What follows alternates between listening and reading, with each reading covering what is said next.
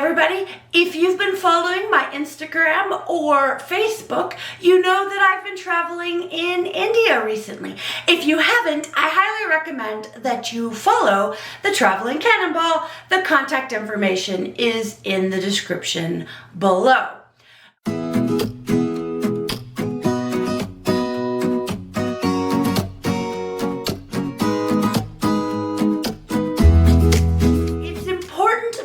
Point out that I spent just under 2 weeks in India.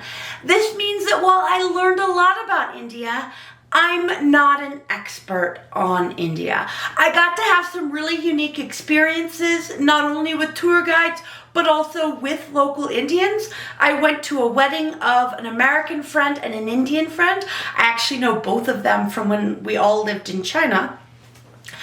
And so I got to meet the groom's family and really ask questions and learn about Indian culture from that family, visit their home, and experience things that your typical traveler doesn't get to experience. So I'm going to be telling you about what I know from my experiences in India. So let's get started. The first thing that you need to know about India is it is the most populous country in the world. In April of 2023, India's population passed that of China. India has a population of about 1.45 billion people. Now, to contrast that, the third most populated country in the world is the United States, which has a population of about 332 million. So you see, there's more than 1.1 billion people more in India than in the United States. The other important thing to realize with that is not only does India have the world's largest population, but they have a land size that's approximately 1/3 that of the United States. Now, while this does not make India the most densely populated country in the world, it does make it quite densely populated. As a visitor from many Western countries, you're going to potentially feel a little overwhelmed by the crowds, the traffic. The trains and buses can be incredibly packed, simply because there are a lot of people in small amounts of area. The second thing that you need to know about India is it is a developing country. Because India is a developing country, but it's developing in the 21st century, you get an interesting dichotomy that your Western countries didn't experience because they developed much earlier. So for example, you'll see issues with infrastructure, and you'll see power lines that are creating just webs and hanging low, and honestly sometimes it looks very scary. But at the same time, you'll also see a lot of payments using mobile apps. The mobile app pay in India is very strong, much stronger, I would say, than in the United States.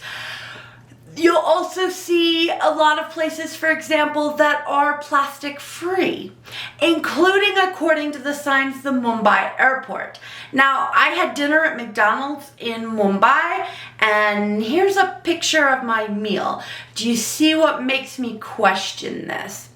But regardless, you definitely saw a lot less single-use plastic, no matter how you look at it. Everywhere I went, there were paper straws. I didn't see any plastic spoons. I saw wooden spoons. This includes in the personal home that I got to see. They ate with plastic spoons. Wooden spoons. And when I say they ate, I really should say mostly we ate. Indians actually eat with their hands, but everything that I went to, including the wedding and the home, they made a point for us Western visitors to provide us with utensils. So because of its developing nation status, if you go to India, you want to really make sure you have an open mind. It's easy to judge some of the problems that India has and look down upon them. But keep in mind, they only got their independence in 1947, and they've really been working to change and develop. And you see that in some of the aforementioned things, like no plastic spoons. But you're also going to see a lot of trash and a lot of struggles as well. So just be open about that. The third thing that you need to know about India is that it is a very diverse country.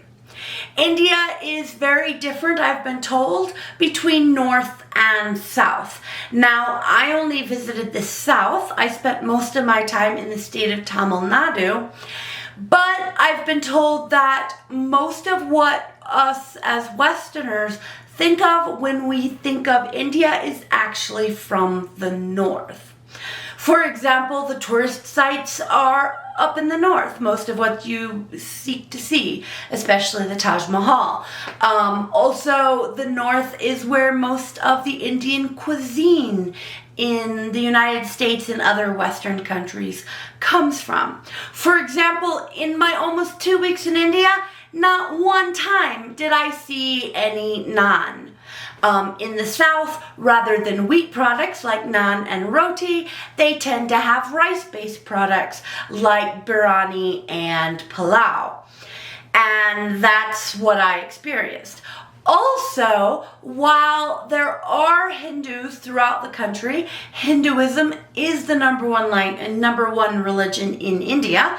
There are also non-Hindus, including Muslims and Christians, and down at least in the south, you will in fact find beef. One of the dishes that I had that was absolutely fantastic was I had a Kerala beef curry. Kerala is a neighboring southern state to Tamil Nadu, and it was a really good dish. We also had, in the course of my stay, a couple of other beef dishes, including the Indian version of the Korean dish bulgogi. I have to admit, I've never had bulgogi quite like this, but every country makes another country's dishes their own.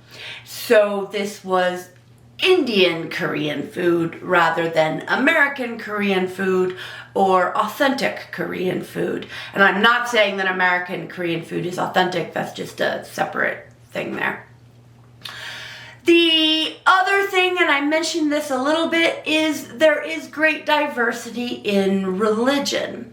Now, I knew that Pakistan was split off from India around the time of independence from Great Britain, which, by the way, was in 1947. But I didn't realize how many Muslims are still in India today. And down in Tamil Nadu, I not only heard Muslim calls to prayer from the local mosques, but I also saw Muslims, Hindus, and the third major religion in India, Christians, interacting together. It was quite nice to see the camaraderie and the welcomeness across religious bounds. The wedding that I went to, and I will be doing a video on this in the future, so make sure you subscribe and click that notification bell so that you get it, is about the wedding that I went to, and that wedding was a Christian Indian wedding, more specifically a Catholic wedding.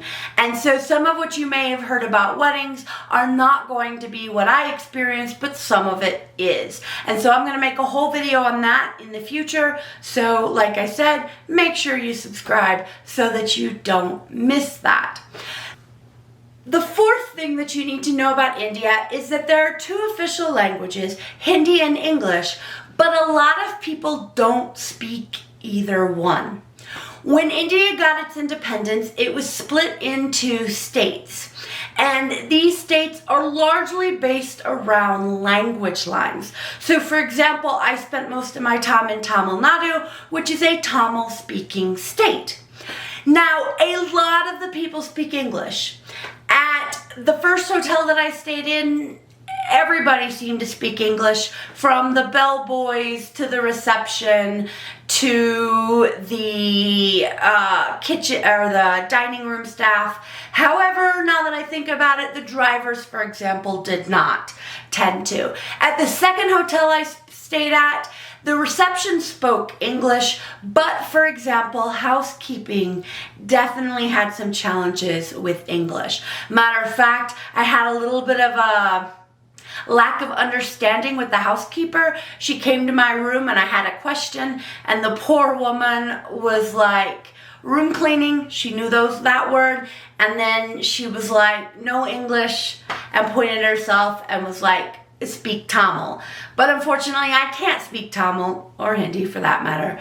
And so we went to the reception and they interpreted for us and we got it all straightened out. And that's the thing, is there is a lot of English in India. All the signs are going to be in English. They may or may not be in Hindi, especially if you're not in a Hindi-speaking part of the country. A lot of signs in Tamil Nadu are actually in English and Tamil. That having been said, the tourist places tend to also be written in Hindi as well. The other thing is all the universities are taught in English, which means your people with a greater education level are going to speak English and speak English quite well. That's why the people that I encountered who didn't speak English were frequently people like the drivers and the housekeepers. And if you encounter people who don't speak English, be kind. The people that I met in India were so friendly, so kind, and so helpful. So do them the favor and extend them grace and be kind back, even if they don't speak English. Just because it's an official language doesn't mean everybody speaks it. And then that takes us to the fifth fact that you need to know about India. This one's a little bit different. You need to carry toilet paper. Now, don't worry about toilet paper in your hotel. Your hotel should have toilet paper.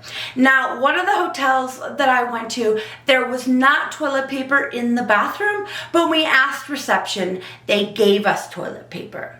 Now you might be going, Kristen, why is there no toilet paper, especially in a hotel room? That's because Indians traditionally don't use toilet paper. The other thing that you'll see, and you can see it in this picture here, is there's a spray hose. And much like the idea of a bidet, the Indians will clean themselves with this spray hose instead of toilet paper. Now, I've never been one to use a bidet, but I hear that it's actually a lot cleaner and a lot more refreshing. And so I would assume the same with the spray hose. But be prepared. A lot of times the bathrooms are wet. In some of the higher class areas, including some of the airports that I was in, there would be a woman who was in charge of cleaning the bathroom. I'm assuming in the men's room a man, but I could be wrong. I never went to a men's room. And they would come in and wipe up the water before the next person went in. But in homes and in a lot of other places, you are going to frequently find water on the floor. And that's because of the spray hose. And so just be prepared for that.